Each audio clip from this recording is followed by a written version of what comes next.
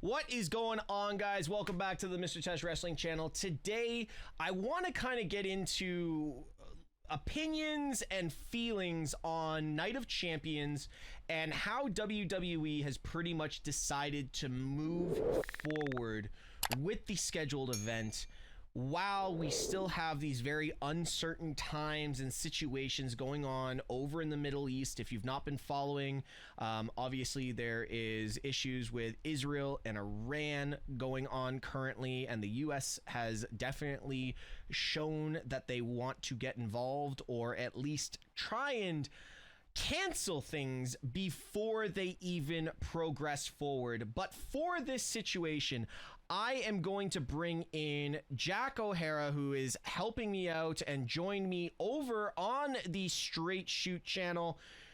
Jack, welcome over to the MrTeshk Wrestling channel. I appreciate you doing this. And Jack, the reason I brought you in is because politically, you and I kind of align, and we've talked about this numerous times over and over, but I don't want this to be strictly a political conversation. I want this to be about, one, safety of talent, two, is money really worth it, and three, who do you believe could potentially decide not to go? We had Monday Night Raw the other day, and we've already had one match canceled due to, quote, an injury.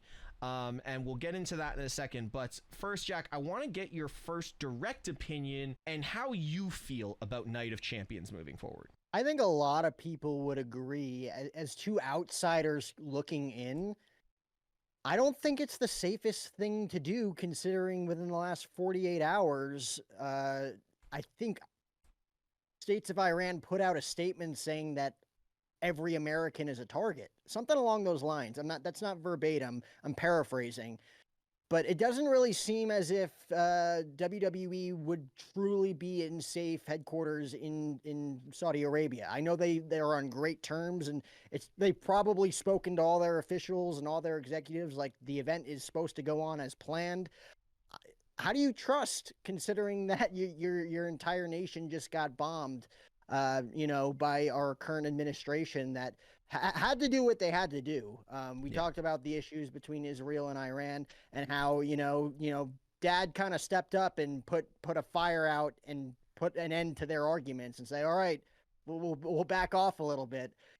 Things really got heated and things really took a turn for the better. If you're an American, like Iran and their weapons and what they had with their military, that can't happen.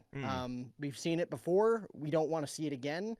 And I think it was the correct decision by our administration to do what they ended up doing. And the fact that they went through with it in an age where, that was a pretty ballsy move. And they did it, without congressional consent too. Which, that's a whole other rabbit hole you can go down.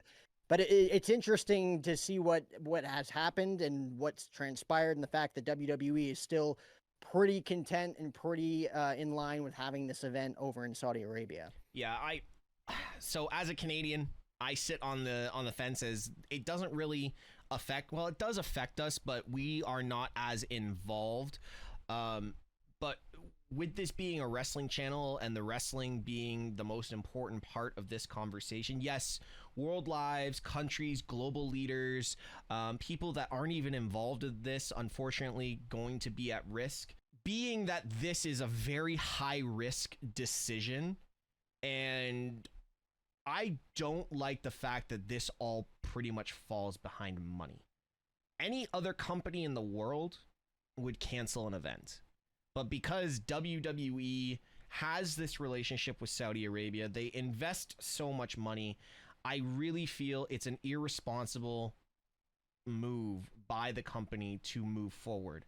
I mentioned to you on our Raw review the other day saying that WWE just needs to talk to Saudi Arabia saying, hey, we'll give you an extra event on the back end of this deal. We will give you one more and we'll make it a spectacle. Instead, they're like, nope, we're going to move forward at the risk of talent, our production staff, and our fans. And my biggest problem with that is They're going by the word of a country who is very annoyed right now, saying that we will administer a ceasefire at this point.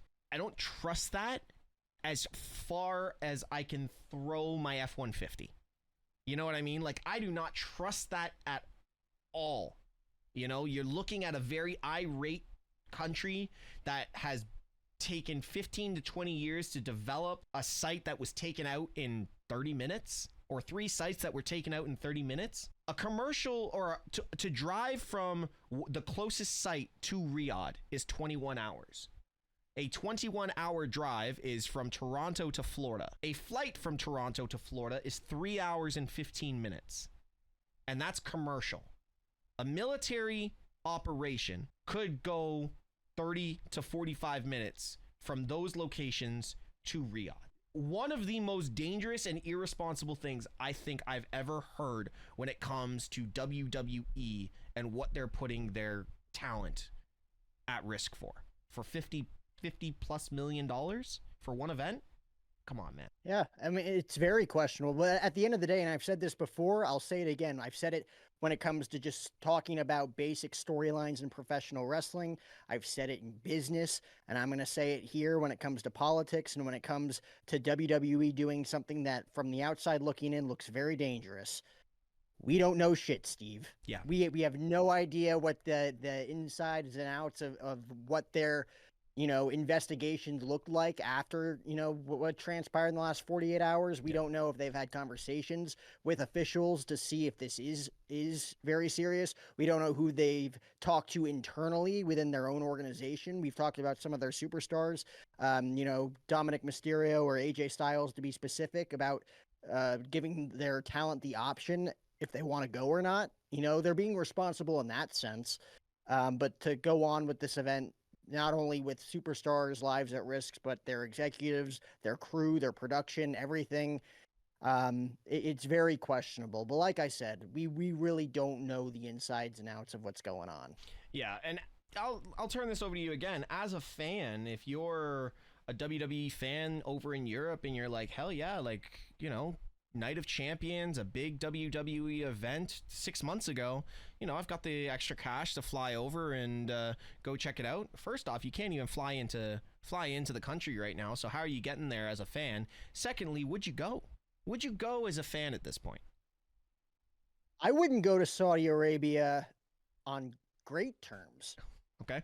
Like, if you gave me a ticket to Crown Jewel in 2021, I probably wouldn't go, if I'm being honest with you. I don't, outside of the event, which I've been to WWE events in the States, it's like, they're great, but like, I like to go home afterwards. I don't know what Saudi Arabia, in my opinion, would truly offer me to want to travel a full day flight to go see, a scorching hot country to go see professional wrestling, which I could see literally when they come to Las Vegas every year for WrestleMania now. Why do I need to go to Saudi Arabia for an event? So like me personally, I'm not that inclined or attracted to go there. And I don't know how many fans are traveling to Saudi Arabia, honestly, right now to go to a WWE event. They can't now. But I don't know who was recently. I feel like a lot of the people in the stands were locals. I did notice. I could be wrong. I did notice over the last several events there has been a lot of the front row crew, the green shirt guys, the Trinidad flag guys, those types of guys. I don't know the names of everyone else, but I did notice them at those events quite recently. I follow most of them on social media, so they had been traveling. They haven't said much about this event recently, but I think I'm not fully on the same path as you on this one.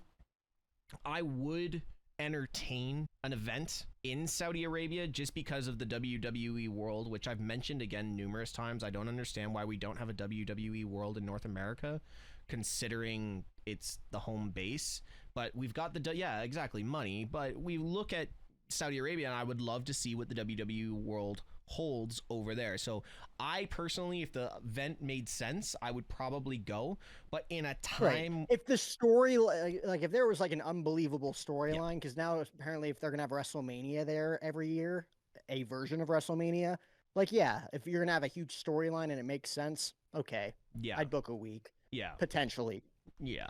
But it's for me right now, with it being a situation that could be detrimental, and I look at it as kind of as a parent too. I've it's no secret, I've got a 7-year-old daughter, and I look at it as like, do I want to put myself at risk and not be around for her?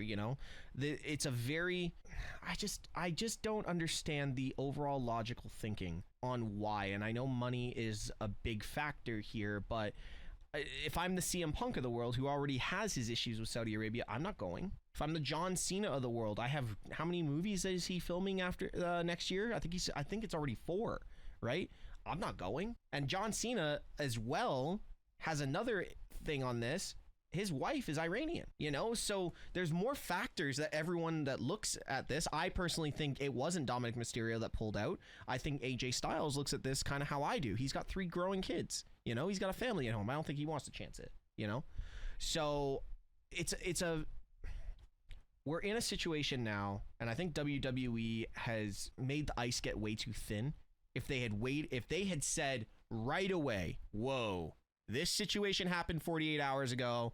We as a company feel that this doesn't align with the safety of our talent. We are going to proceed with going to the Allstate Arena in Chicago, or we're going to go to the Inuit Dome in LA, which they probably could have booked a hell of a lot cheaper and had it all set up as a small like Backlash show. You know how Backlash is booked over in Europe, small stage, lots of fans. Just allow the show and the story to be told. I want to see kind of where the talent go this week. The Rhea Ripleys of the world.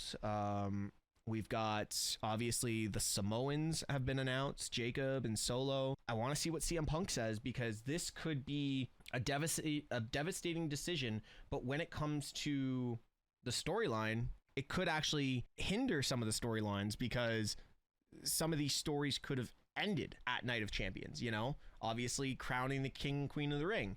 What if Jade decides, I don't want to go, or maybe these decisions have already been made. We don't know. And like you said earlier, we don't know what the backstage conversations have been. But overall, personally, I don't go as talent. We are on. And it's tough too, because they've booked this to where you're getting like 2 or 3 really WrestleMania worthy matches. Yeah. Like they booked Night of Champions to be a really strong PLE leading up to SummerSlam. I mean, Randy Orton versus Cody Rhodes, it's 20 years in the making.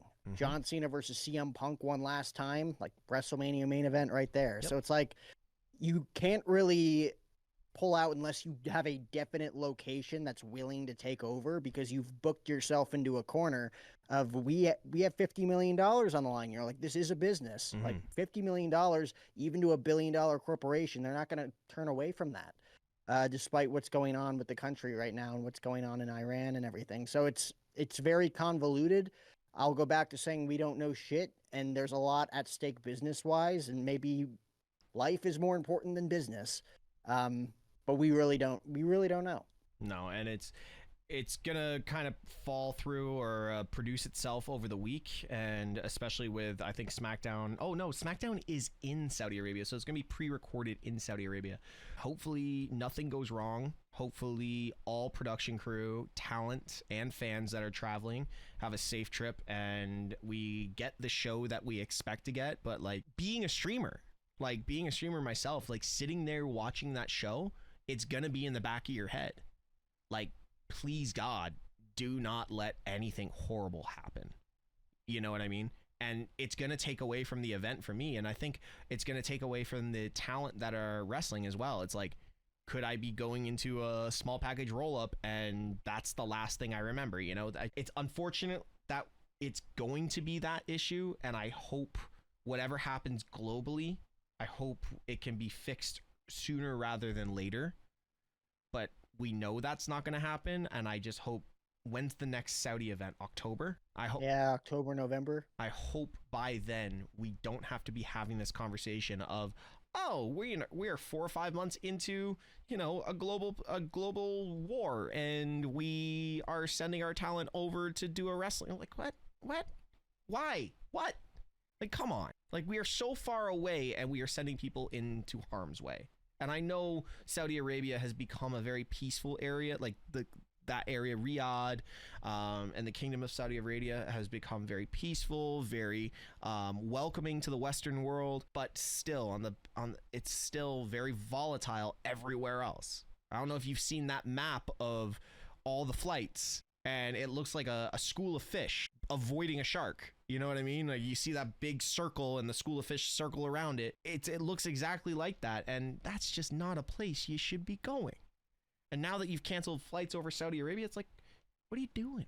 What are we doing here? Anyways, Jack, thank you so much for joining me on this conversation. It was short, it was sweet. We got our opinions out. Chat, or everyone in the comments, let us know what your opinions are. Should they go? Should they not? I send this message out to all the production team and talent for WWE. Please stay safe. Best of luck on your trip. And like always, be good people.